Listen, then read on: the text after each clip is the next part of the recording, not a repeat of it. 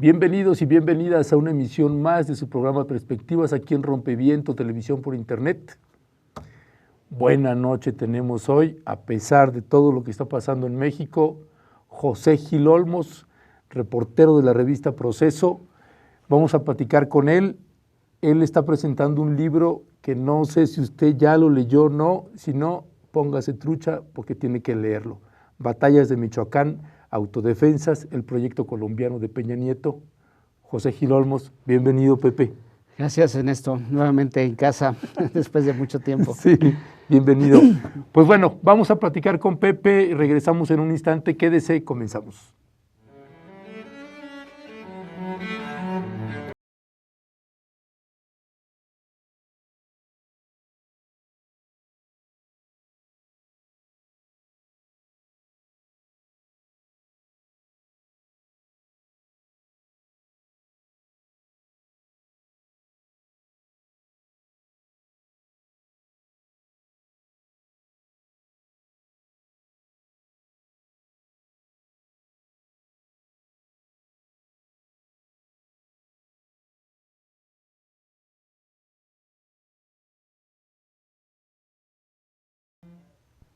Gracias por continuar con nosotros, está usted en Perspectiva y tenemos aquí mero enfrentito a José Gil Olmos, reportero de la revista Proceso y autor de este libro que es, si lo puedes poner en pantalla, Santi, por favor, Batallas de Michoacán, Autodefensas, el proyecto colombiano de Peña Nieto. Pepe, ¿cuánto tiempo te llevó a escribir este libro? Mira, me llevó aproximadamente un total de año y medio. Hablo de la cobertura en principio desde el 2013 que estuve yendo a Michoacán. Empecé a hacer una cobertura del movimiento magisterial, de cómo ya se venían ellos organizando ahí, algo de las normales. Hay dos normales importantes en Michoacán, quizá la más importante es la de Tiripetío. Y luego de ahí me salté a cosas electorales y en el camino, digamos, de investigación y de cobertura, pues salió el tema de los autodefensas, que en principio no se llamaban autodefensas. De ellos, cuando ellos se presentan el 24 de febrero del 2013, ellos se hacían llamar Policía Comunitaria. Aunque no eran indígenas. No eran indígenas, y además ellos retoman más bien el nombre y un poco la historia y la imagen de la Policía Comunitaria de Cherán. ¿Por qué? Porque algunos de ellos, de los líderes de las autodefensas, principalmente José Manuel Mireles, que ahora está en la cárcel, lamentablemente, él había ido a Cherán, había platicado con la Junta de Gobierno, había platicado con la gente de cómo se había organizado con la Policía Comunitaria. Casi no se sabe, pero sí tenían estos antecedentes. Sí, de hecho Mireles comentó muy al principio que habían escuchado, había aprendido un poco de Cherán, ¿no? Sí. De cómo organizarse. Pero ahorita, por ejemplo, este libro, Pepe, Batallas de Michoacán, Autodefensas, el proyecto colombiano de Peña Nieto. Ahorita quisiera entrar al tema también de por qué proyecto colombiano. Sí, sí. Pero antes que eso, ¿por qué y para qué escribir este libro, Pepe? ¿Qué va a encontrar la gente aquí? Mira, creo que siempre como reportero uno trata de aportar algo más allá de lo que uno va viendo en la cobertura, en este caso pues casi diaria y semanal, porque había que mandar información a los portales, etcétera, de la revista Proceso. Y yo lo que observé de Michoacán es un poco esta idea de que lo que pasaba ahí estaba pasando en México. Michoacán de alguna manera es muy representativo de lo que pasa a nivel nacional, es representativo de varias formas, y eso fue lo que fui observando, y eso es lo que yo al final traté de reflejar en el libro, que es responder a preguntas muy básicas de qué pasa en Michoacán. O sea, ¿por qué en Michoacán ha pasado lo que ha pasado en los últimos 50 años? ¿Por qué en Michoacán lo que es la cosecha de marihuana y lo que es la amapola, de donde sale la heroína, se convierte de ser un suplemento a la economía, digamos, familiar, campesina, ¿no?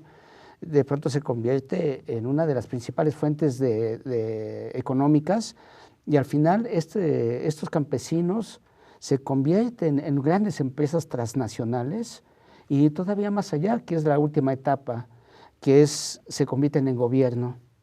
Entonces, lo que yo trato de hacer en este libro es trascender un poco esa cobertura inmediata, trascender esa nota que nos decía, estamos autodefensas, están avanzando y están recuperando territorio, y nos quedamos en la batalla, ¿no? En la batalla de Michoacán, que es un poco el juego de palabras con Caminos de Michoacán. Entonces, lo que yo traté de hacer en este libro me parece que es no solamente la parte periodística, que lo es, sino también tratar de explicar qué fue lo que pasó en Michoacán, quiénes son los autodefensas, de dónde venían los autodefensas. No es el personaje que conocemos de los últimos movimientos sociales. Es un personaje muy especial, que es el ranchero. Un ranchero, además, un ranchero michoacano que tenía la posibilidad económica de poder viajar, tenía la posibilidad económica de tener un rancho grande, sus productos, el aguacate y el limón particularmente, poderlo vender en Estados Unidos, poderlo vender en Europa.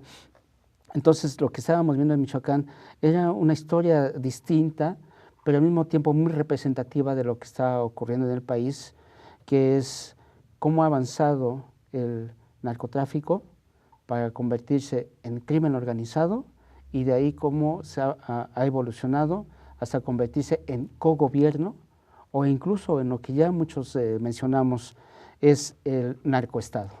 Entonces, lo que yo traté de hacer y lo que he tratado de hacer es mostrar, ¿no?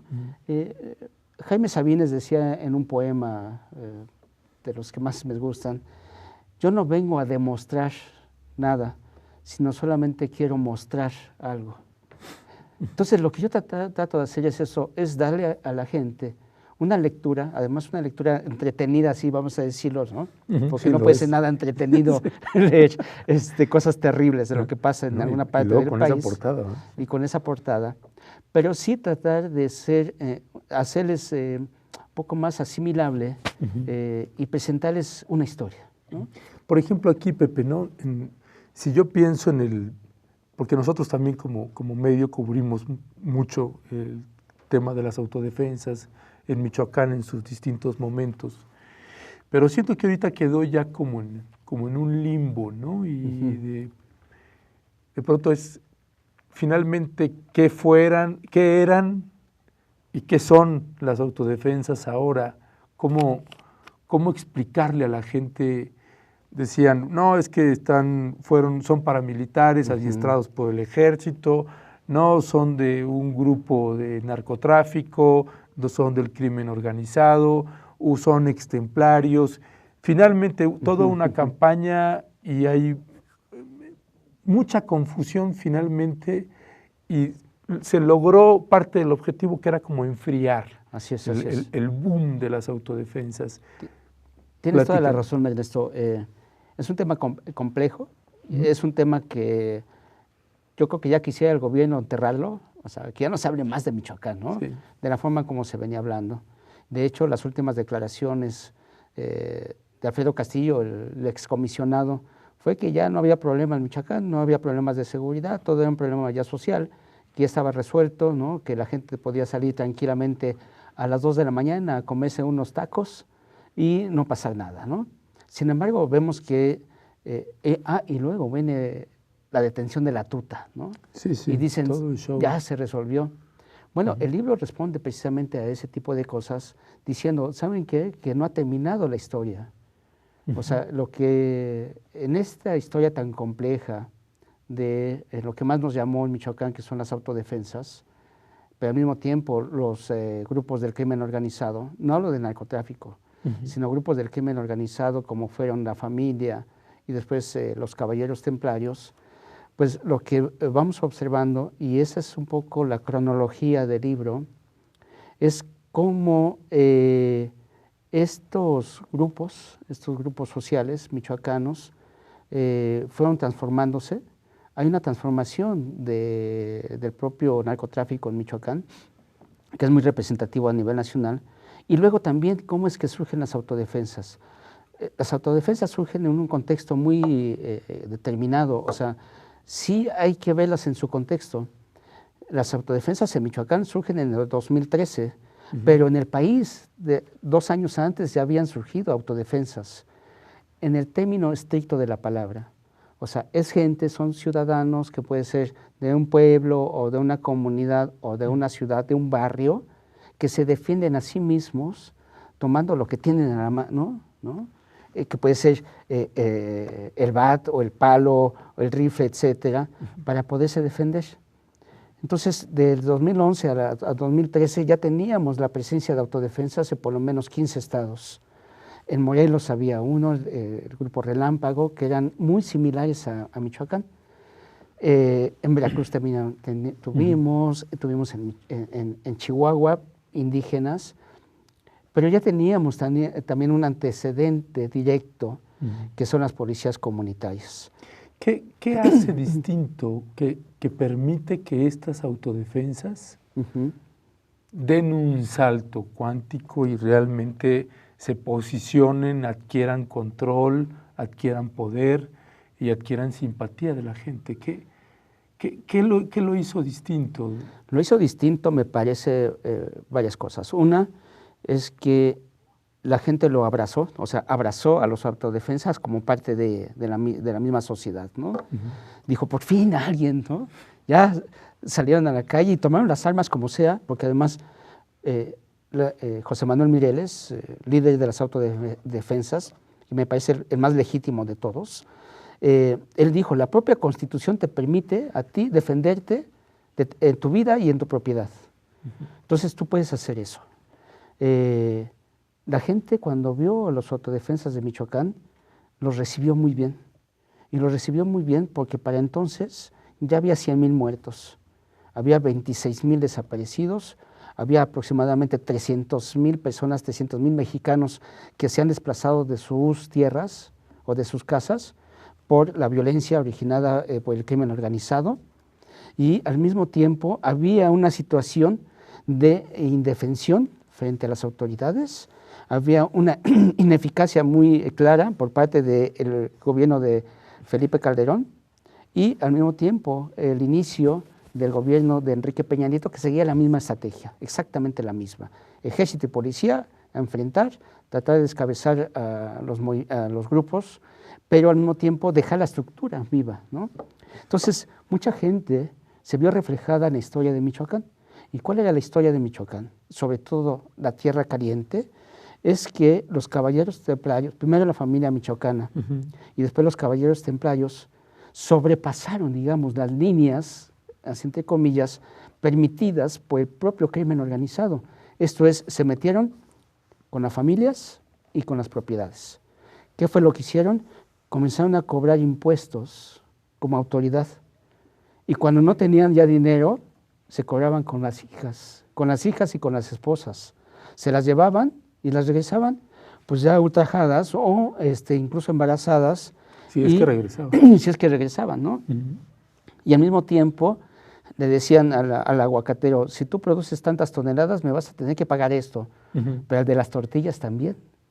Ese digamos que es como la parte que trascendió. Así es. O sea que esos son los límites que se rebasaron, pero yo creo también que en otros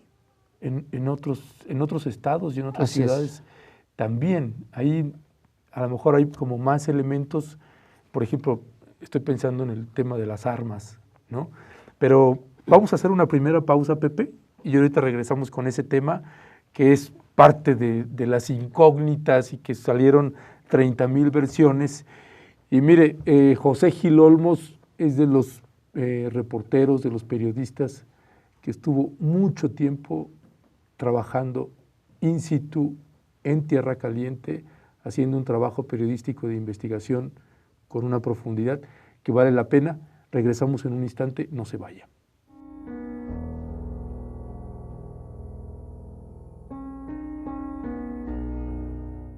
Nos queda claro que estamos en México ante un Estado criminal que se ha apartado de la justicia y que se ha convertido en un grupo de criminales que están posesionados de las instituciones. ¿Cómo lo podemos cooptar? ¿Cómo lo podemos acabar?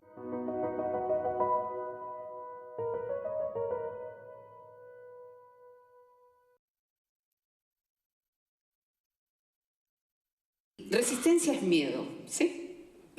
Y cuando se está parado aquí y se sale y están ustedes mirando, todo el mundo siente miedo, es inevitable.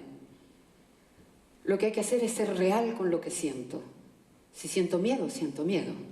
No voy a fingir que no siento miedo. Eso es lo que hacen los malos actores, fingen. Fingir es una cosa, actuar es otra.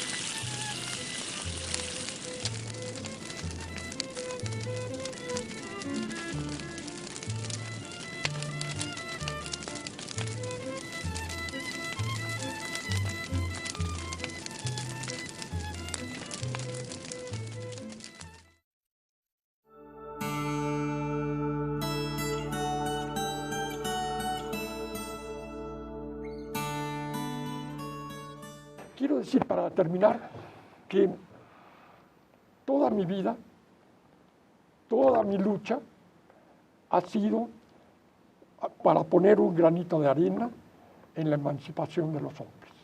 En este lugar, en nuestro querido México, tan devastado y tan lleno de traidores a la patria como los que existen en este momento.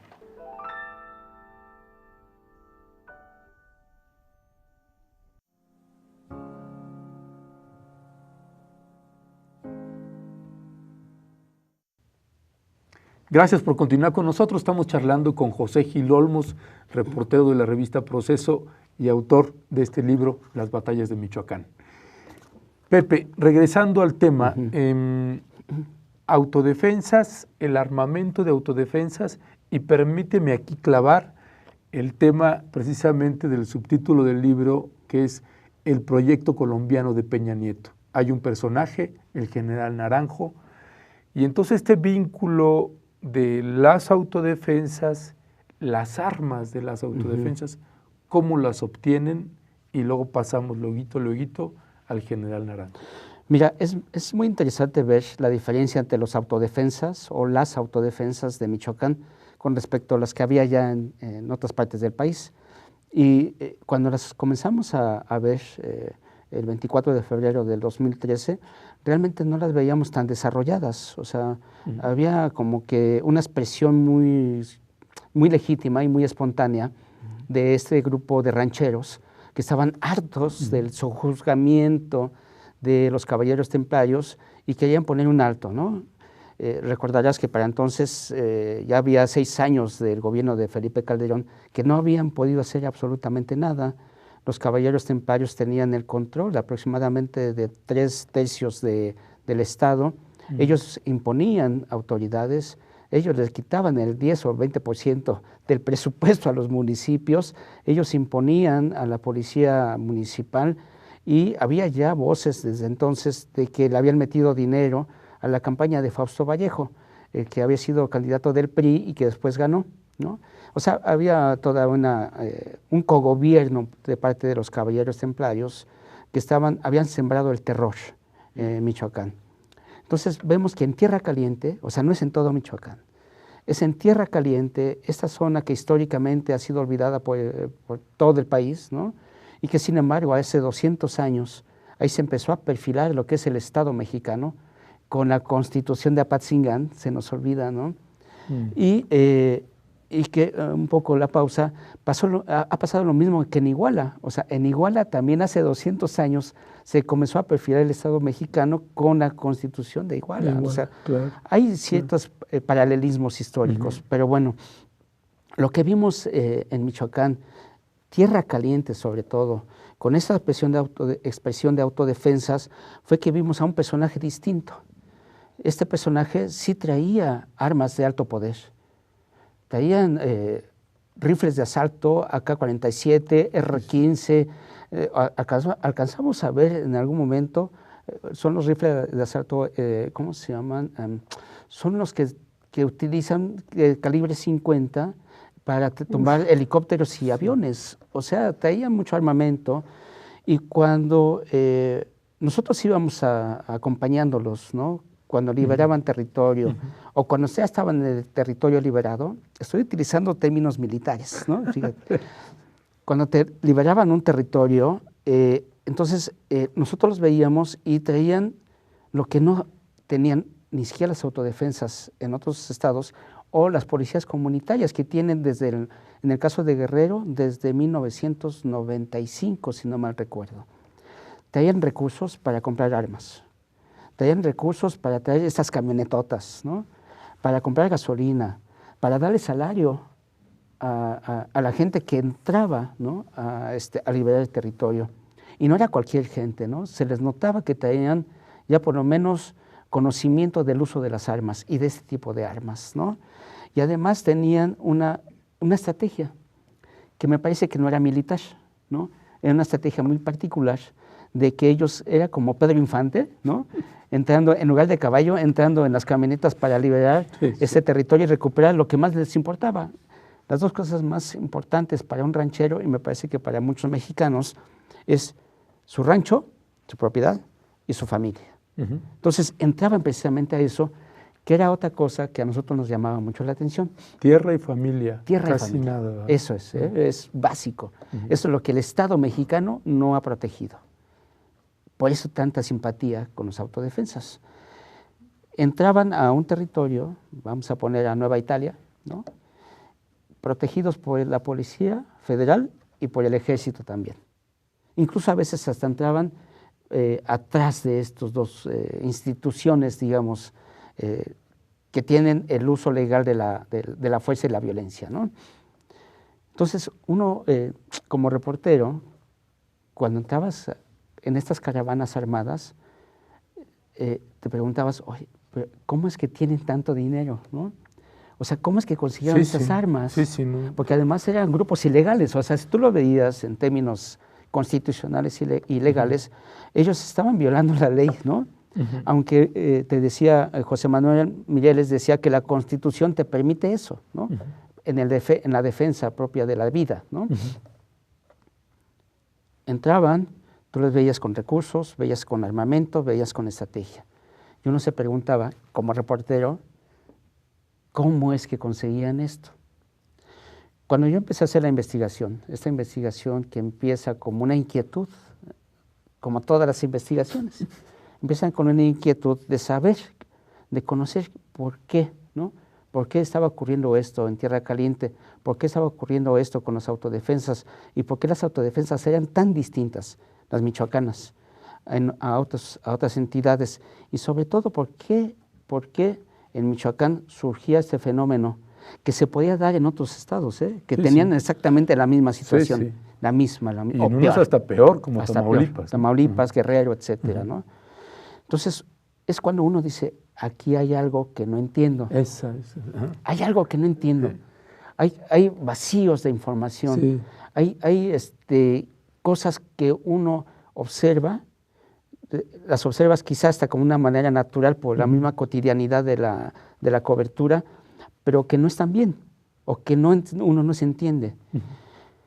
En el momento que yo empecé a hacer la investigación y después ya escribirla, me saltaba esa inquietud. Yo la traía ahí, no sabía cómo explicar. Yo también. Había como que me hacía falta un elemento para articular todo lo que yo había visto, ¿no? Entonces surge, dicen que reportero sin suerte no es reportero, pero también la suerte se crea. O sea, si tú Sí, no compras claro. el billete de lotería, no te ganas la lotería, ¿no? Si no estás en Michoacán, pues no vas a entender muchas cosas, y sobre todo si no hablas con los actores, pues menos, ¿no? Ese es el Pepe dicharachero del que hablábamos el otro día. Lo que me vino a ayudar a entender este galimatías michoacano, ¿no? Fue un personaje que se llama Guillermo Valencia. Guillermo Valencia fue presidente municipal de Tepalcatepec. La primera vez que yo entré a Tepalcatepec, que es corazón de tierra caliente, y es uno de los dos pueblos donde surgen las autodefensas, en 24 de febrero del 2013, lo primero que vi fue la presidencia municipal tapizada de papeles diciendo Guillermo Valencia es templario, fuera de aquí, ¿no? Entonces uno como reportero pues vas y preguntas con la gente y te decían lo mismo. Yo decía, bueno, pues algo pasó, ¿no? Esta historia todavía no la entendía.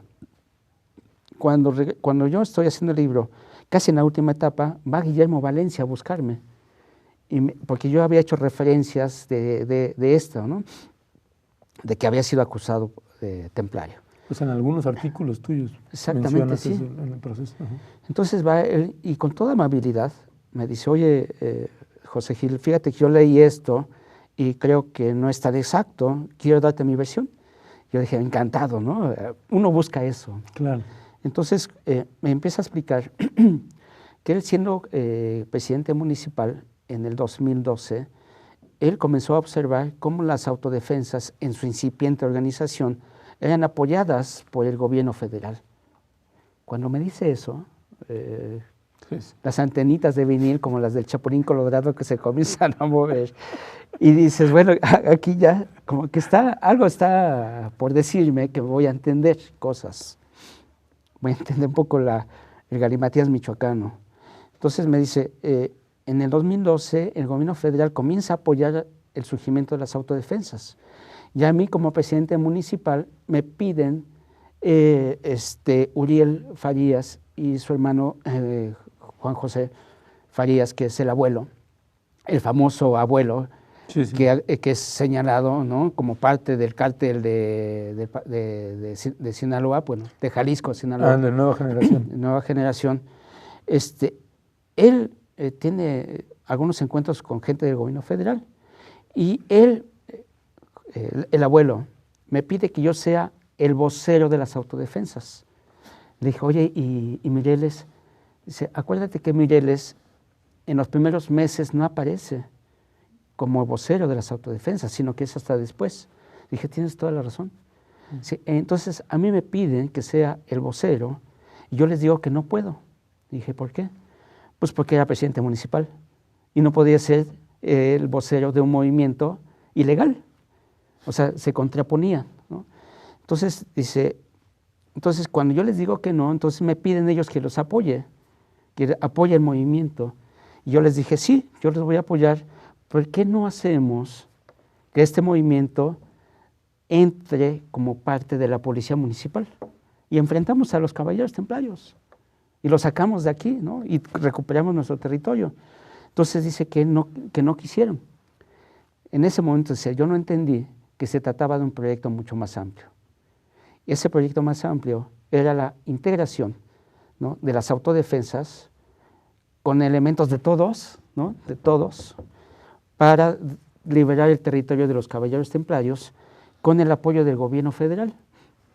Y entonces me da el dato más, creo que periodísticamente más importante del libro, periodísticamente hablando, que es que en noviembre de 2012, esto es 3 meses antes del surgimiento de las autodefensas, cuando Peña Nieto estaba casi por entrar, ¿no? Ven a un personaje que se reúne con el abuelo, con Uriel. Uriel Farías fue presidente municipal de Tepalcatepec y también fue detenido, ¿no?, en el Michoacanazo.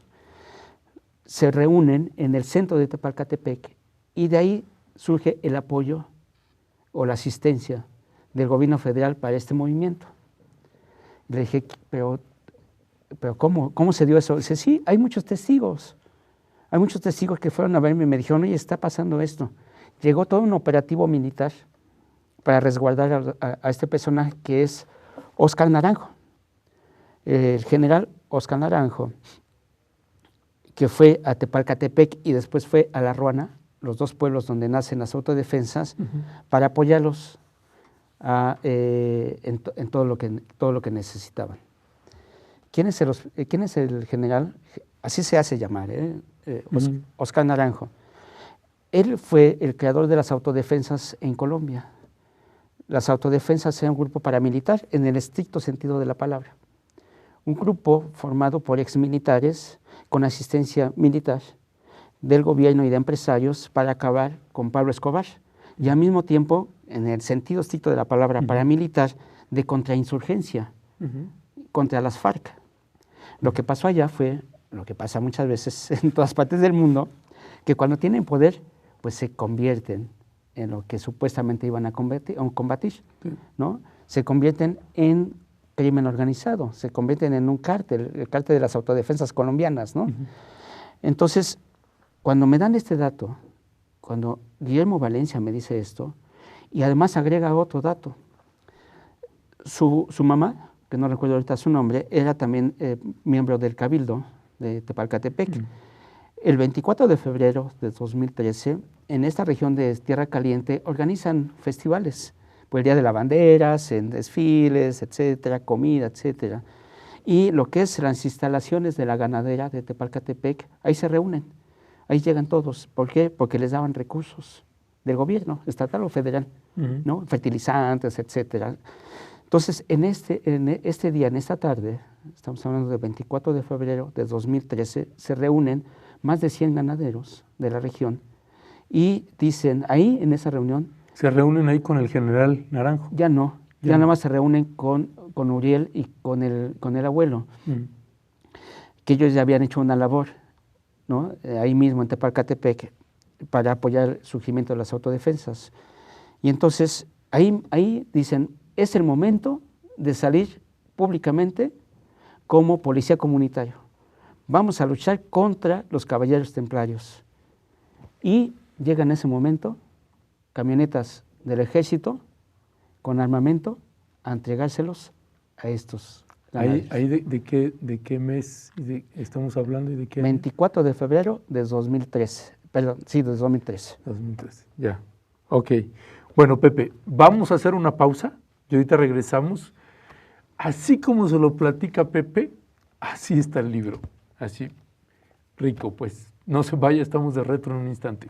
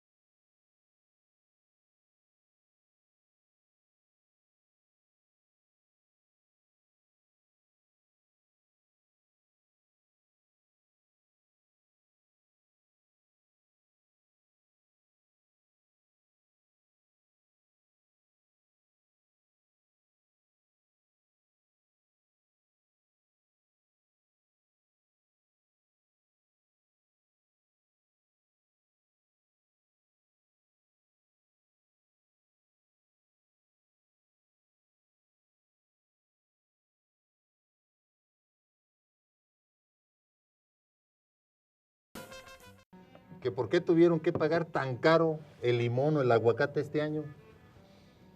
No es por los productores. A nosotros nos pagaron a 2 pesos el kilo de limón y acá se los vendían a 80 pesos. Acá en la Ciudad de México. Nosotros no queremos un subsidio para nosotros. No queremos un subsidio para nosotros. Lo que quisiéramos es que el mismo gobierno federal, porque eso no lo hacen los estados, crearan algún mecanismo para que el pueblo consumidor de cualquier parte de la República tenga acceso a lo que nosotros producimos y a los costos en que nosotros los producimos. Porque hemos visto que subsidian gasolinas, que subsidiaron a los bancos que estaban en quiebra y era de puros ricos. ¿Por qué no subsidiar el hambre?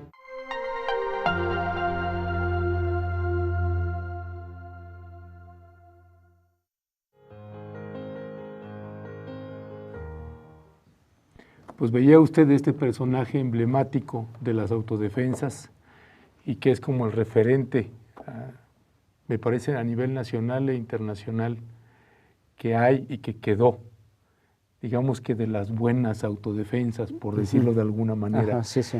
Y esto que nos estabas platicando, Pepe, al final de estos vínculos y cómo aparece de pronto el ejército y todo este tema de las armas, finalmente, ¿qué percepción te queda de las autodefensas?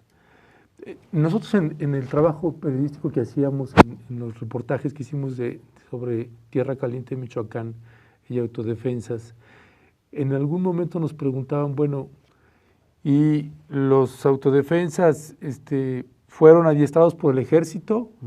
Y las autodefensas están vinculados con el cartel Nueva Generación, y las autodefensas sí son honestos y legítimos. Y en el trabajo que hacíamos, yo decía, es todo. Así es. Sí hay unos que sí aceptaron, sí hay unos que entraron aquí. ¿Cómo entenderlas? Esto que tú platicas acá en el libro, estas narrativas, esos detalles que están como debajo del tapete y que no se saben y que te permiten y te aportan elementos para entender qué carajos estaba pasando en Michoacán y qué carajos está pasando ahorita también, ¿no? Sí, claro. Mira, sí, o sea, es complejo. El tema de Michoacán es muy complejo, como lo es todo el país. Todo está mezclado, ¿no? Lo que vemos son aguas agitadas y tenemos que esperar un poquito a veces que se esclarezcan para poder ver lo que hay en el fondo, ¿no? Y que en Michoacán es lo que ha ocurrido. En Guerrero va a pasar lo mismo, me parece. Las autodefensas siempre tuvieron una muy buena imagen, precisamente porque es lo que la gente quiere. Es la autodefensa que va en la combi o en el microbús hacia el Estado de México y que lo asaltan y que dicen, basta. Y trae un arma y hace justicia por su propia mano. Y la gente le va a aplaudir. El autodefensa siempre ha tenido esa, desde que surge, como el personaje irruptor de los últimos tiempos. Hago una pausa muy rápida. Sí, sí. El personaje irruptor del 94 fue el indígena, con el zapatismo. El personaje irruptor de 2006 fue el oaxaqueño de la APO, que era el maestro, el estudiante, el colono, etc. El personaje disruptor de Atenco fue el campesino del Estado de México. El personaje irruptor del 2012 fue el estudiante del movimiento 132. El personaje irruptor dentro de todo este mundo de violencia, del crimen organizado, vinculado con el gobierno, es la autodefensa, es así, ¿no? Pero tendríamos que particularizar la historia de la autodefensa de Tierra Caliente, que es distinto al el de la costa, ¿no? O el de la Purépecha, ¿no? Es cierto, todo se complicó ahí, todos eran parte de todo, ¿no? Había autodefensas que habían sido de los caballeros templarios, clarito, ahí estaban, ¿no? Había autodefensas que eran el aguacatero, había el limonero, el ranchero, el doctor José Manuel Mireles, ¿no? Que yo creo que era el único intelectual Que yo creo que tendríamos que hacer una pausa al hablar de él, ¿no? Entonces vemos las autodefensas, vemos cómo van tomando su papel, el papel que creo para el que fueron apoyados, quizá no creados, sino fueron apoyados. Yo creo que el gobierno vio la oportunidad de aprovechar este movimiento también, un movimiento de hartazgo social, y puso a pelear a los michoacanos contra los michoacanos. Esa parte, Pepe, ahorita que hablabas del general Naranjo, este asesor colombiano, un militar colombiano asesorando a Peña Nieto, desde ¿no? candidato. Sí, desde candidato, desde la campaña. Así es. Pero aquí, por ejemplo, ¿cuál fue el objetivo? Mi impresión era que el objetivo cuando es la llegada del Castillo, de Alfredo Castillo, el comisionado y esta comisión que se crea, el objetivo nunca fue desmantelar a los templarios, sino fue desmantelar a las autodefensas. Esa es como mi impresión. Sí. Y entonces la confusión es esta de, entonces, ¿para qué mandas un general que va a formar paramilitares, pero no son paramilitares? ¿Cómo entenderlo? Mira, no es tan fácil, pero tampoco es tan difícil, ¿no? Por tiempos. Surgen los autodefensas, el apoyo del gobierno, les dan todo lo que necesitan. Los autodefensas cumplen con su objetivo, que era quitarle territorio. Estamos hablando otra vez términos militares, ¿no? Quitarle territorio a los caballeros templarios, y lo logran. Le quitan todo el territorio, ¿eh? Al mismo tiempo, los autodefensas se comienzan a convertir en el personaje irruptor a nivel nacional. Sí, sí. José Manuel Mireles era visto como el alzado más importante después de Marcos. O sea, no estoy hablando gratuitamente. Después de Marcos era José Manuel Mireles. Pues ahorita que dices eso, hay una portada de Proceso sobre un artículo tuyo que era ese, precisamente Mireles, sí, el alzado. El alzado. Entonces, se comienza a gestar en otros estados la posibilidad de autodefensas como tales, sí, ¿no? Incluso en algún momento, me adelanto un poco, pero en algún momento José Manuel Mireles hablaba del Frente Nacional de Autodefensas, que era, imagínate tú, era un movimiento social armado, que iba a sustituir a las fuerzas del Estado. Entonces el Estado no lo iba a permitir. Estamos hablando de una incipiente insurgencia social en todo el sentido de la palabra, armado, ¿no? Y eso, obviamente, al Estado y al gobierno no lo iba a permitir, pues. Entonces, en tiempos, los autodefensas logran liberar territorio. Permiten que se empiece a limpiar los drenajes de la política michoacana, que estaban asolvados precisamente por los caballeros templarios o por el crimen organizado en general. Se da una dinámica que yo mucho la veo como una especie de guerra no convencional, donde están todos armados, ¿no? Entonces, en ese momento es cuando me parece, y si ve los tiempos, es cuando el gobierno federal comienza a pensar que es un peligro la autodefensa. ¿Y qué es lo que hace? Busca cualquier salida. Y la que encuentran es la de la Fuerza Rural, que es una policía, ¿no?, que desde hace principios de la Revolución comienza a formarse. O sea, tiene muchos años y estaba supeditada al Ejército, a la Secretaría de la Defensa Nacional. Entonces, meten a un negociador. Ese negociador es Alfredo Castillo, que es una gente muy cercana a Enrique Peña Nieto. Entonces, ¿cuál es la labor de Castillo? Institucionalizar a las autodefensas. Al mismo tiempo, como ya tenían avanzado la recuperación del territorio y la estructura, ¿no?, de los caballeros templarios estaba siendo acabada, pues entonces el gran problema ya no era los caballeros templarios, sino el gran problema es qué hacer con esto que ellos al mismo tiempo habían ayudado a gestar, que eran las autodefensas. Cuando comienza la institucionalización o la domesticación de las autodefensas es a partir de febrero-marzo del año pasado, de 2014. De hecho, decían que era el regalo del amor y la amistad. Era el 14 de febrero cuando se iban a institucionalizar. ¿Quién es el que dice que no? El único que dice que no es José Manuel Mireles. José Manuel Mireles dice, no vamos a dejar las armas, no vamos a dejar de ser autodefensas. ¿Por qué? Porque si dejamos las armas y dejamos de ser autodefensas, van a regresar, que ya están regresando nuevamente los grupos del crimen organizado. Él observó a los Zetas regresar, al Cártel del Golfo regresar. Vio a los primeros, estos caballeros templarios que se fueron en el año pasado hacia Colima y hacia Guadalajara, hacia Jalisco, huyendo, estaban regresando. Estaban regresando, ¿por qué? Porque vieron la oportunidad, ¿no? Entonces dijo José Manuel Mireles, en Tierra Caliente las autodefensas ya están infiltradas. Y decía, el papá Pitufo ya se adueñó de huertas que eran de los caballeros templarios y se está ganando mucho dinero. El comandante 5 también está haciendo exactamente lo mismo. O sea, él hacía una diferenciación que me parece que era estratégica con Hipólito Mora. Hipólito Mora, en toda esta historia, su principal papel fue el surgimiento de las autodefensas y después se retrae.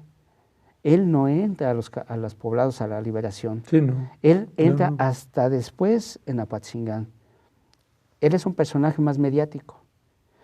Dentro de las autodefensas había una discusión interna y había problemas internos, sobre todo esta gente de José Manuel Mireles, que me parece que es la más legítima de todas, que le decían a Hipólito, oye Hipólito, regresa a las huertas de tu compadre.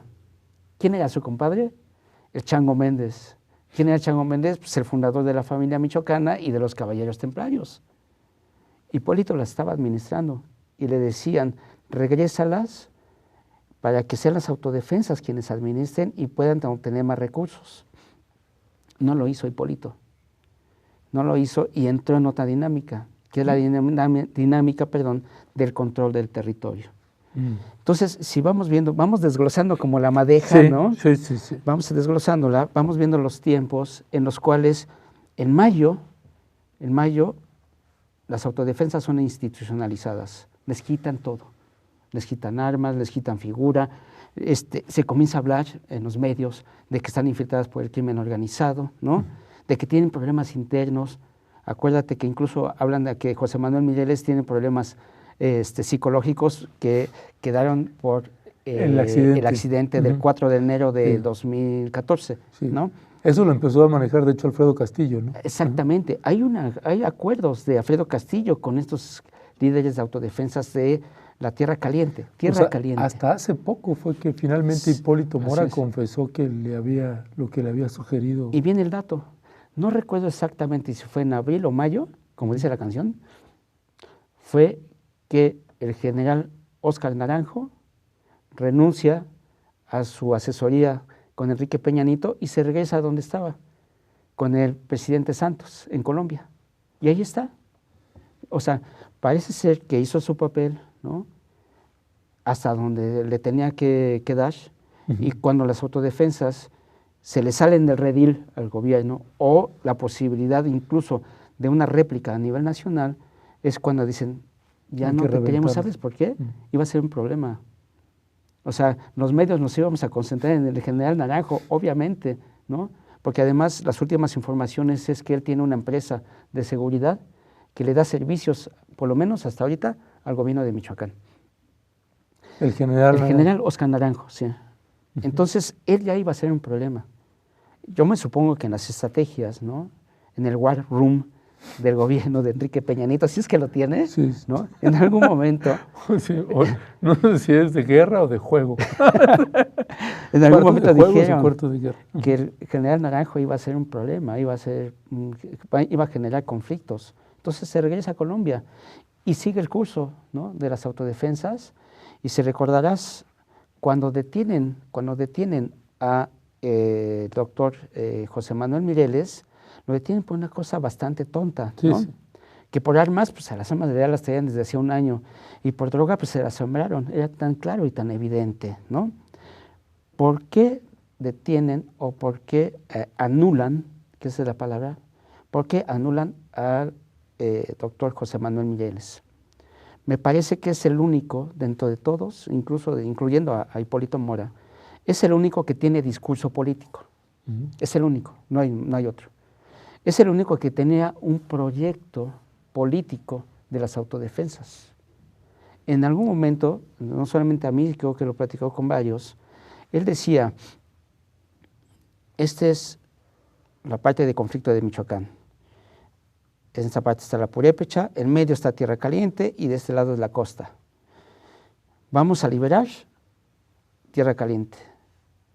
Esta parte de la Purépecha, que hasta ahí se quedaron, me parece, y vamos sobre la costa.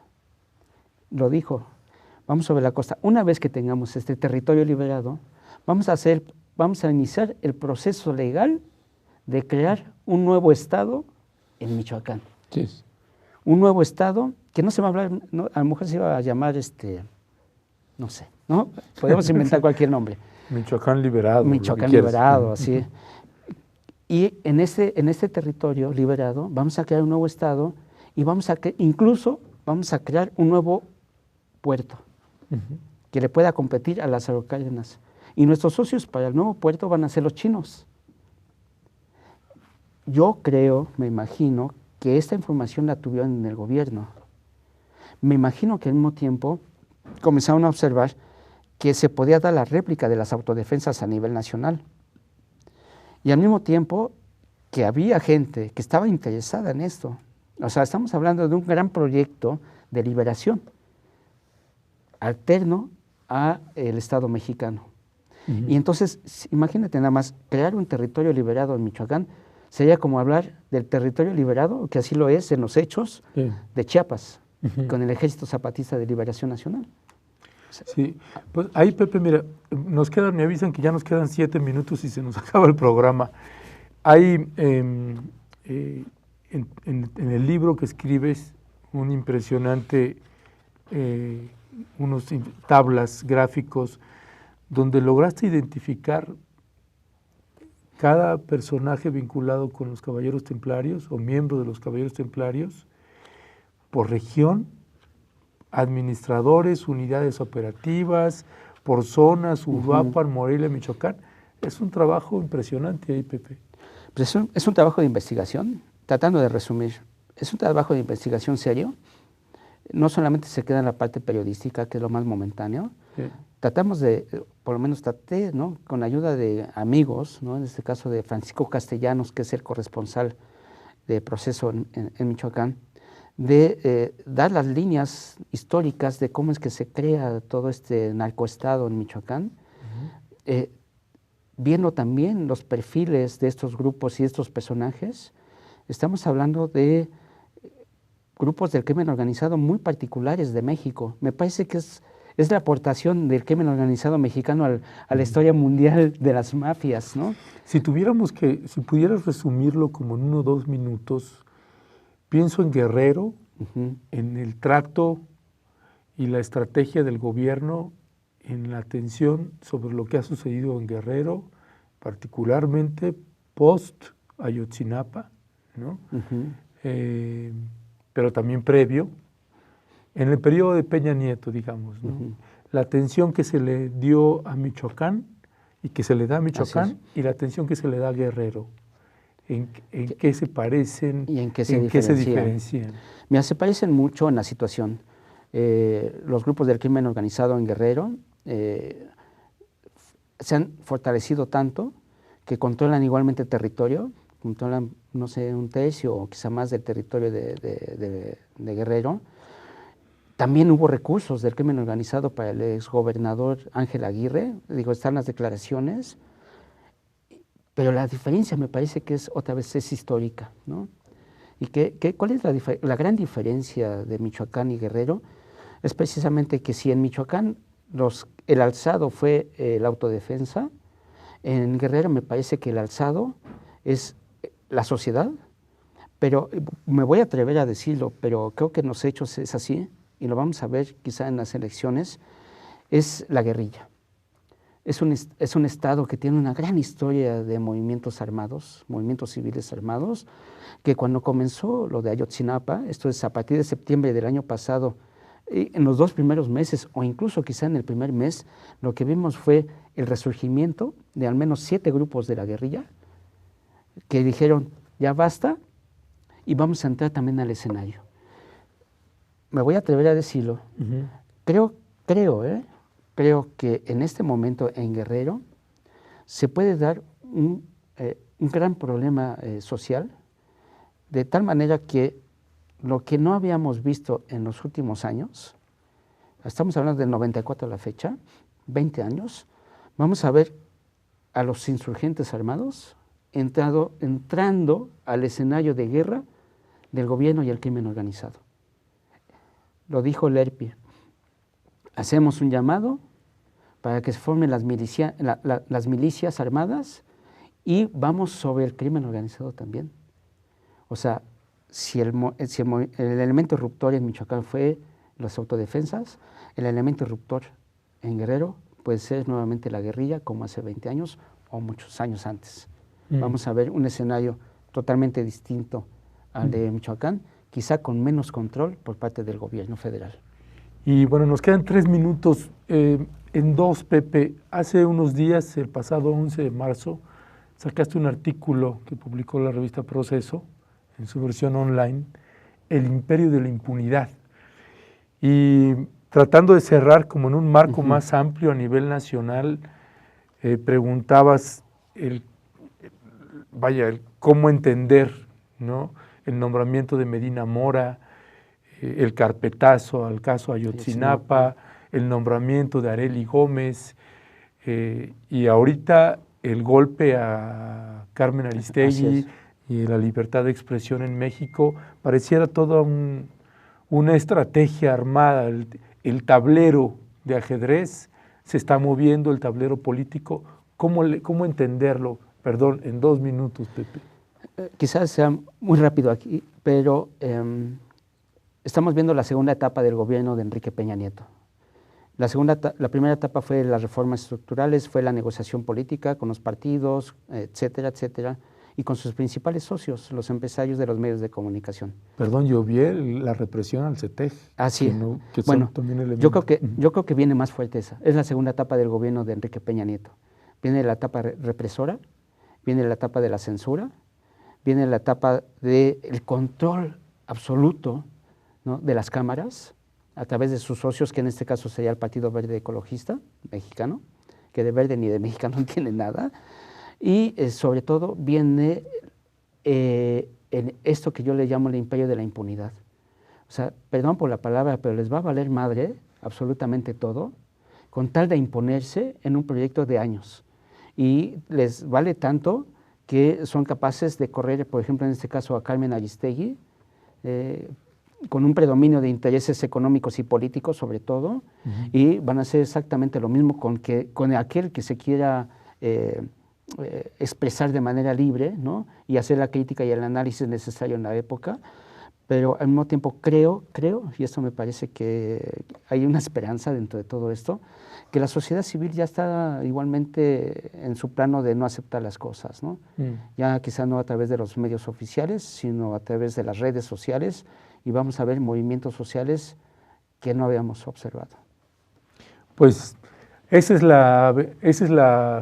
la valoración de José Gil Olmos, la comparto, y no sé si además es un deseo que tenemos varios mexicanos, pero le queremos agradecer muchísimo que haya estado con nosotros, que tenga usted un lindo día, linda tarde, linda noche, según su tiempo, su país o su planeta. Gracias.